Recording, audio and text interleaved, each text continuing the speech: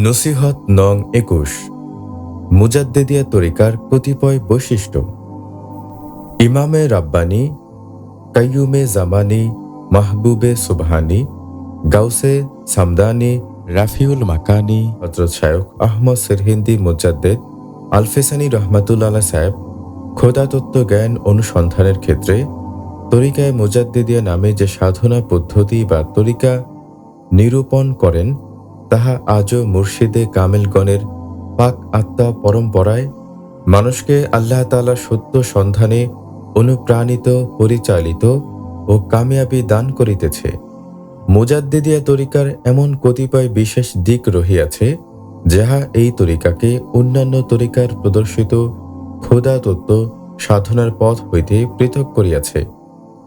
অন্যান্য তরিকায় সালেককে বা আল্লাহ তাআলার অনুসন্ধানের পথের পথিককে প্রথমে লতিফায়ে নাফসে সবক দেওয়া হয় বা সুলুক শিক্ষা দেওয়া হয়। লতিফায়ে নাফস আলমে খালকের বা সৃষ্টি জগতের লতিফা। নাফস মানব শরীরের এমন একটি লতিফা, যেখানে দীর্ঘদিনের সাধনায়ও আল্লাহ তাআলার জিকির জারি করিতে কষ্ট হয়। নাফসে আম্মারা মানবদেহের সেই উপাদান, যাহা মানুষকে কুপথে যাইবার, খারাপ ভাবনা চিন্তা করার, আল্লাহ তাআলার নিষিদ্ধ পথে যাইবার প্ররোচনা দেয়। কাম, ক্রোধ, লোভ, মোহ, মদ, মাৎসর্য, হিংসা, কিনা, রিয়া, কামনা, বাসনা ইত্যাদি রিপুর উৎপত্তি স্থল এই নাফস। সালেককে তাই লতিফায়ে নাফসকে আল্লাহ তাআলার হুজুরির পথে আনিতে বা এই নাফসকে জিন্দা করিয়া সেখানে আল্লাহ তাআলার জিকির সর্বক্ষণ জারি রাখিতে খুবই কষ্ট করিতে হয়। নতুন সালেক বা আল্লাহ তাআলার অনুসন্ধানের পথের পথিককে এই নাফসে প্রথমে জিকির জারি করাইতে তাই বিশেষ কষ্ট করিতে হয়। কঠিন কষ্ট করিতে না পারায় বা ধৈর্য ধারণ করিতে না পারিয়া অন্যান্য তরিকার অনেক নতুন সালেক তাই খোদাতত্ত্ব সাধনায় ছাড়িয়া দিতেন।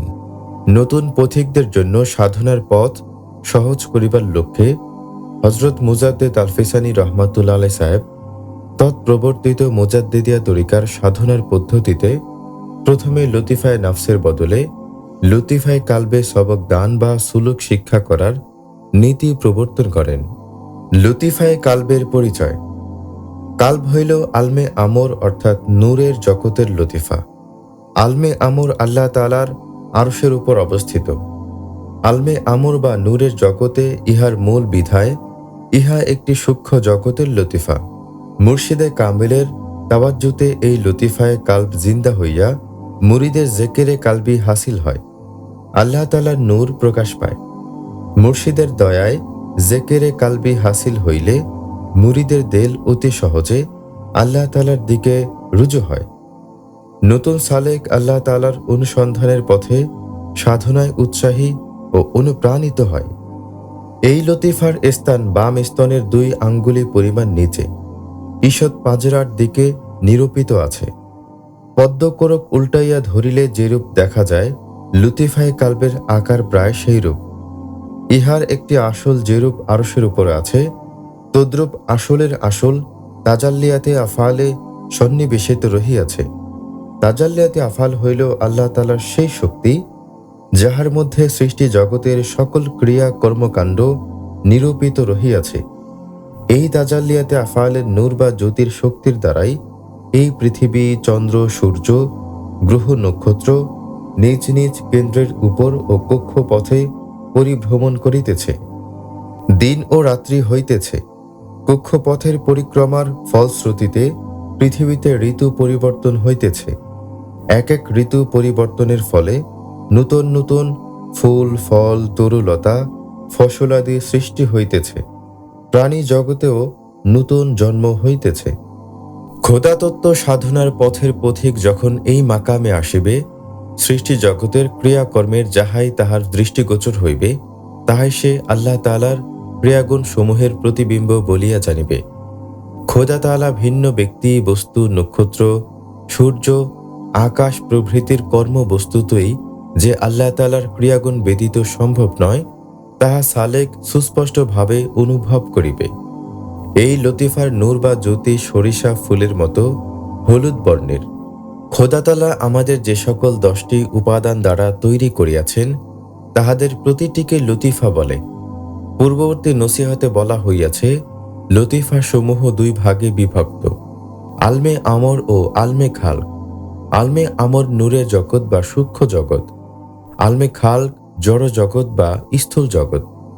কাল্ব, রূহ, সের, খফি ও আকফা এই 5টি আলমে আমর বা সূক্ষ্ম জগতের লতিফা।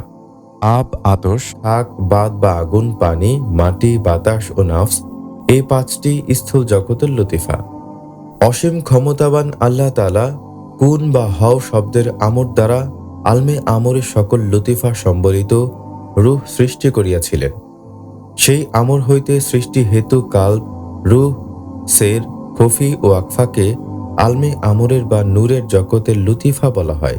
এই সকল লতিফা এমন হিকমতে তৈরি যে ইহারা আকার সংলগ্ন অবস্থায় আকারের রূপ ধারণ করে, আবার নিরাকার অবস্থায়ও থাকিতে পারে।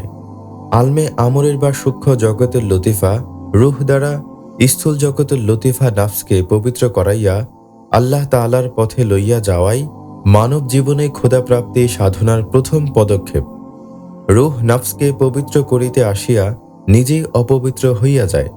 তাই রূহের পবিত্রতা অক্ষুণ্ণ রাখার জন্য সতর্ককারীর প্রয়োজন। অন্যান্য তরিকায় মানব দেহে অপবিত্রতা বা দোষের মূল কারণ নাফসকে পবিত্র করিয়া রূহকে পবিত্র করাইবার পদক্ষেপ নেওয়া হয়। কিন্তু নাফসকে পবিত্র করা যেমন দুঃসাধ্য তেমনি সময় সাপেক্ষ। খোদাতত্ত্ব সাধনায় লতিফায় কালবের গুরুত্ব। মুজাদ্দেদ আলফিসানি রহমাতুল্লাহ আলাইহি সাহেব আলমে আমরের অপর লতিফা কালবের দ্বারা প্রথম রূহকে নাফসের প্রভাবমুক্ত করিবার রীতি প্রবর্তন করেন। এই প্রক্রিয়ায় প্রথমে আলমে আমরের কাল্ব, রূহ, সের, খফি, আকফা এই 5টি লতিফা, দ্বিতীয় পর্যায়ে আলমে খালকের লতিফা সমূহ অর্থাৎ আব, আতশ, খাক, বাদকে পবিত্র করার পদ্ধতি গ্রহণ করা হয়। সর্বশেষে লতিফায় নাফসকে পবিত্র করা হয়। সকল লতিফা একে একে পবিত্র হইয়া গেলে পরে নাফস দুর্বল হয়, তখন ইহাকে পবিত্র করা সহজ হয়। মহাকাল্বের ক্ষুদ্রতম অংশ লতিফায় কাল্ব। আল্লাহ পাক ফরমান, লা ইয়াসউনি আরদি ওয়ালা সামাই ওয়ালাকিন ইয়াসউনি কলবু আবদিল মুমিন। অর্থাৎ আসমান জমিনের কোথাও আমার আরশের গুঞ্জাইশ হয় না, একমাত্র মুমিনের কাল্ব ব্যতীত। মুমিন ব্যক্তির কাল্বের মধ্যেই আরশ, কুরসি, লৌহ, কলম ও সৃষ্টি জগতের সকল কিছুরই অবস্থান। মুমিন ব্যক্তির কাল্ব যে কত প্রশস্ত তাহা আল্লাহ পাকই জানেন। লতিফায় কাল্ব যখন জাত আহদিয়াতের নূরে পরিপূর্ণ হয় তখন মহাকাল্বের সন্ধান পাওয়া যায়। তখনই আরশ, কুরসি, লৌহ, কলম নিজের ভেতরে পরিলক্ষিত হয়। তাই আল্লাহ পাক কুরআন মাজিদে ফরমান, ওয়াফি আনফুসিকুম আফালা তুবসিরুন। অর্থাৎ আমার নিদর্শন তোমাদের ভেতরই আছে, তোমরা দেখো না কেন? সূরা জারিয়াত 21। তখন সালেক মহাকাল্বের ভিতর দিয়া আরশ, কুরসি, লৌহ, কলম সব কিছুরই সন্ধান পায়।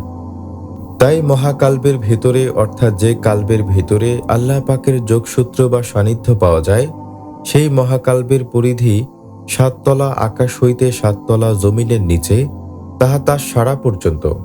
এই মহাকাল্বে সায়ের শেষ করিতে পারিলে আল্লাহ পাকের সান্নিধ্য পাওয়া যায়।